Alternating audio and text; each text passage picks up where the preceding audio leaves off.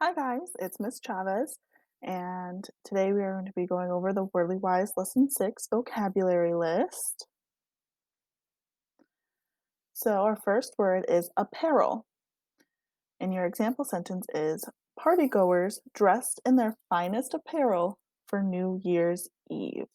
Now, right off the bat, there's some context clues that can help us infer or predict what the word apparel will mean. When we read it, it says partygoers dressed. So that's going to tell us that apparel probably has something to do with clothing.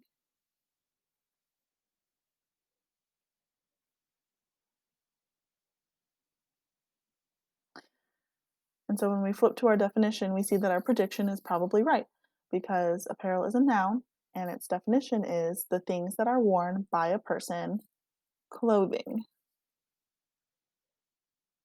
So here's an example of some apparel. It's Nike brand, got shoes, hats, shorts, shirts, jackets. Anything that you are wearing is considered apparel. Our next word is appreciate, and it's a verb. Our example sentence is I appreciate handmade gifts my friends made for me. Appreciate. So, like I said before, the word appreciate is a verb and it has two definitions. The first one is to see the worth or quality of. The second is to increase in value. So, when you say, I really appreciate you making me breakfast, like if you're talking to your mom or your dad or whoever makes you breakfast in the morning, you're saying that you see the worth and you value them giving their time to make you that breakfast and give that to you. You appreciate it. Our third word is continuous. It's an adjective, and our example sentence is the continuous flow of traffic makes it impossible to cross the street. So, some context clues for this sentence to predict or infer what the word continuous means might be the word impossible, flow. The continuous flow of traffic might make it impossible to cross the street. What kind of traffic flow would make it impossible to cross the street? A continuous one. So when we flip to the definition, we see that continuous is again an adjective and it means going on without stopping. So the traffic is just nonstop, you can't cross. It's continuous. And one of the best examples of the word continuous is a circle, because a circle doesn't stop. It doesn't have a starting point, it doesn't have a stopping point. It's a continuous line.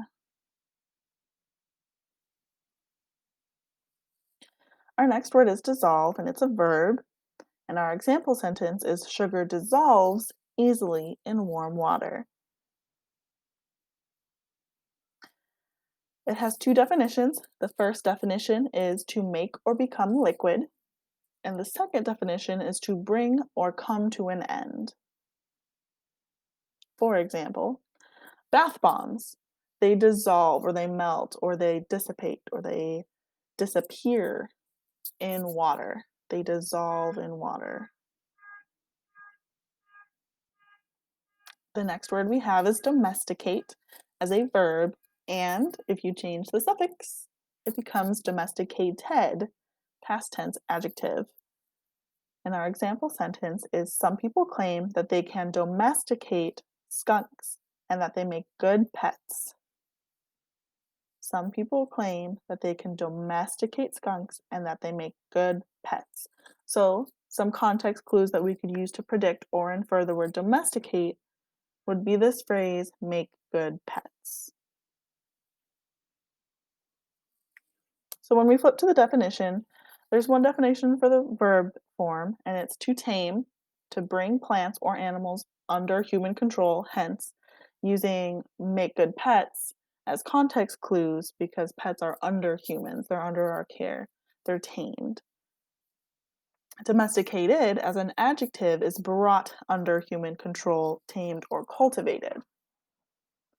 For example, when early humans domesticated animals like ox and cows so that they could help us farm. We tamed them, we brought them under our control for our benefit so that we could use them to help us. Next word is emerge, and it's a verb. And our example sentence is a large brown bear emerged from the cave. Now, emerge has two definitions. The first one is to come into view or to appear. For example, when the bear emerges from the cave, it is coming into view, it is appearing out of the cave. The second one is to become known. Also, when the bear emerged from the cave, it made itself known. So, for example, at the beginning of the video, the hippopotamus is under the water, it's submerged, and then it emerges and becomes known and becomes visible to our eyes. The next word is fiber, and it's a noun. The example sentence is cotton, wool, and rayon fibers can all be spun into yarn to make cloth. So some example of context clues that could help us predict or infer the meaning of the word fibers could be spun, yarn, and cloth. So fiber we see has three definitions. The first is a thin, thread-like part of animal hair or plant tissue, also an artificial thread that resembles this. Two, an arrangement of body cells that forms muscles and nerves. And three, a food substance that provides bulk but is not digested. For example, beans and whole grains are fibers. So if you look here, those little white like squigglies, these are plant fibers. The next word we have is function, and it can be a noun or a verb. And our example sentence is one function of a dictionary is to define words. So function as a verb has one definition, and it is to serve a purpose. Function as a noun has two. The first being the special purpose something is used for, and the second being an important ceremony or gathering. Hatch is our next word. It can be a verb and a noun. And our example sentence is a little yellow chick hatched last night. Some context clues would be the word chick. We know that chicks are baby birds, birds come from eggs. We can use that to help us predict or infer what the word hatched means. And when we flip over to our definition slide, we can see that hatch as a verb has two definitions. The first, to come or to bring forth from an egg, like a chick. The second is to think up. So, for example, if you hatch a new idea, it's kind of like when you get that light bulb moment, you're thinking up a new idea.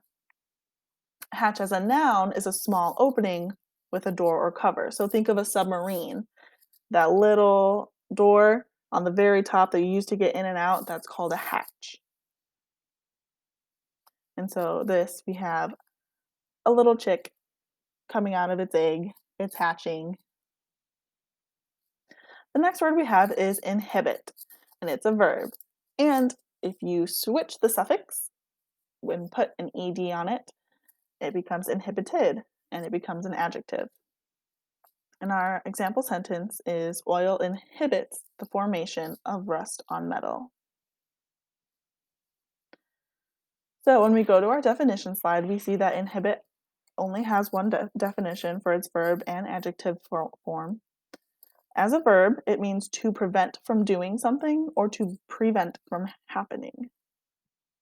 Inhibited, as an adjective, means held back because of shyness. So if someone is really shy, it just means that they might be inhibited by their shyness. So for example, in this image, the hot air balloon is being inhibited by this large anchor weighing it down. So it's preventing, the anchor is preventing the hot air balloon from taking off. The next word we come to is minute, and it's an adjective. And it's spelled just like minute, but it's pronounced minute, and it's an adjective. So our example sentence is, a minute speck of dust in one's eye can be very annoying. And some context clues in this sentence that help us know what minute means would be a speck, the word speck, and dust, because speck and dust are usually very small things. So when we flip to the definition slide of minute, we see that it does indeed mean very small or tiny. And for example, this image that we have here is a very tiny plate of food. As you can see, it fits on this person's finger. It's a very tiny avocado and sandwich and pretzel. Sorry, I was plugging my laptop in, guys. Tiny. It can fit on the size of your finger. It can be smaller than your finger. Tiny. The next word we have is motion. And if you change the suffix and add LESS, it becomes motionless and it becomes an adjective. So our example sentence for the word motion is, the motion of the train almost put me to sleep. The motion of the train almost put me to sleep. So some context clues that you can use to predict or infer the meaning of the word motion would be train, because trains move, right? Yeah. So when we flip to the definition slide, we can see that motion as a noun has two definitions: movement and a suggestion on which members at a meeting must vote. The second we see is a verb, and that definition means to signal. Motionless as an adjective means not moving, stationary. There's no movement happening. So we can see this gentleman here is in motion. He's moving his legs, he's running, he's going forward, he's in motion. Our next word is sheath. It's a verb. And our example sentence is, metal workers will sheath the ship's bottom with copper plates. And sheath as a verb means to cover with something that protects. For example, these are wires, and the wire insulation and the cable jacket both sheath the wire and protect it from electrocuting the things around it. Next, we have the word shed, and it's a verb. Our example sentence is, the family shed tears of joy when they heard their lost dog had been found. And shed has quite a couple definitions. They all mean about the same thing. So the first one is to lose or give up. The second is to cause to flow. For example, the tears, you're shedding tears, they're flowing out your face. The third is to throw off water without letting it soak in. And the fourth is to send out or give off. For example, this little shrimp is shedding its skin. It is throwing it off. Our next word is transfer. It can be a verb and a noun. And our example sentence is, a transfer from the subway allows riders to continue by bus without paying an additional charge. And we can use context clues from the sentence to predict or infer what the word transfer means. So we see in the sentence that you're going from a subway to a bus, or you're changing your mode of transportation, or what you're using to get from point A to point B. You're changing that. So when we go to our definition slide, we see that transfer as a verb means to move, carry, send, or change from one person or place to another. Transfer as a noun is the act of transferring. or a ticket used for transferring from one bus or train to another, like in our example sentence. So here you can see that they're transferring one chair from one person to another, and vice versa. It's changing who the chair belongs to. And that was our last word. So, as always, leave any questions, comments, concerns, or celebrations that you might have from this past week on Edpuzzle, and continue to use these words in your everyday life with your friends, your family, and when we are in class and having discussion. We're all done. Have a great day.